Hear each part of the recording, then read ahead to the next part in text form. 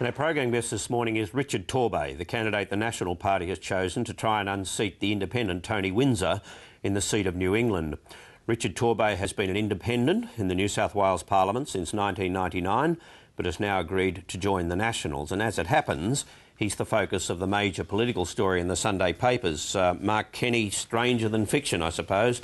Make me Premier is the headline. Yes, this is quite a remarkable story, Barry. It's in the Sunday Telegraph. Richard Torbay, as you say, the presumptive National Party candidate for New England, currently a state MP.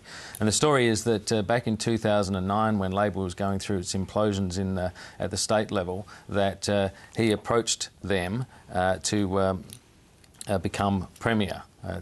To rejoin the Labor Party and become Premier. That was the deal. And he even apparently got out $200 and said, look, happy to pay my membership. Now, he'd been a member of the Labor Party before he joined the state parliament as a mayor, and this is the story that's being put out today, that he was trying to get back in, and the deal was he'd become Premier. Of course, the next day, Christina Keneally became Premier, replacing Nathan Rees. Now, I think they've got it the wrong way around. I think the New South Wales Labor Party have been putting a bit of spin on this story. This is how I reported the story. It was November 29, 2009. It was a Sunday on this program, 4 days before Nathan Rees was replaced. Now, I know this sounds right out of left field, but a name has been considered, Richard Torbay, who is the independent speaker. Now, the fact that they're even...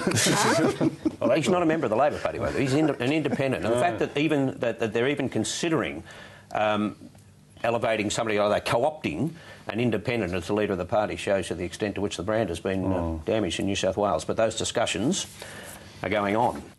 Now, the point there is it was the other way around, that the Labor Party, and as I understand it, some key figures, Ian McDonald, John Della Bosca, Eddie O'B, Joe Tripodi, had discussions with him. It was the Labor Party urging him to join them.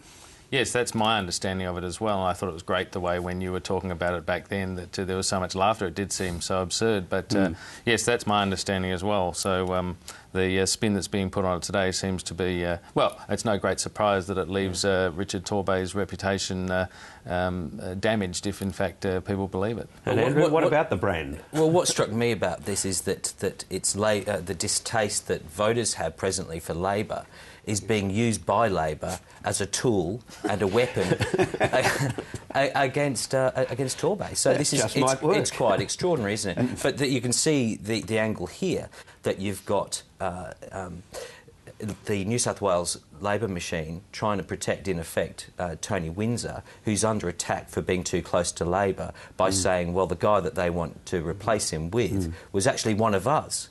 And they've twisted the story clearly. But the danger here for Tony Windsor too is that if the New South Labor even unofficially start trying to run his campaign for him, and we're seeing the first evidence of that. I mean, he needs that like a hole in the head, doesn't he, Brian? No, he doesn't need that. Well, it is a little odd to notice Torbay is saying nowadays that Windsor has diminished the reputation of independence by joining the minority government, the Gillard minority government. He's gone a step further. He's actually giving up being an independent in the State House to become a member of the National Party, to run as a National Party candidate. You would think the first duty of an independent is to maintain your independence, not to just sign up with one of the parties. And as I understand this whole thing, it was discussed right until the 11th hour, and then Graham Richardson got involved, surprise, surprise, and his view was that it was all too late and too weird anyway. I think the word spin that we're all using is probably a bit too weak here. It seems that what Labor's now saying is straight-out deception. Yeah, well, we'll find out. We'll go straight now to the man at the centre of the story, Richard Torbay, who joins us from Tamworth in the seat of New England.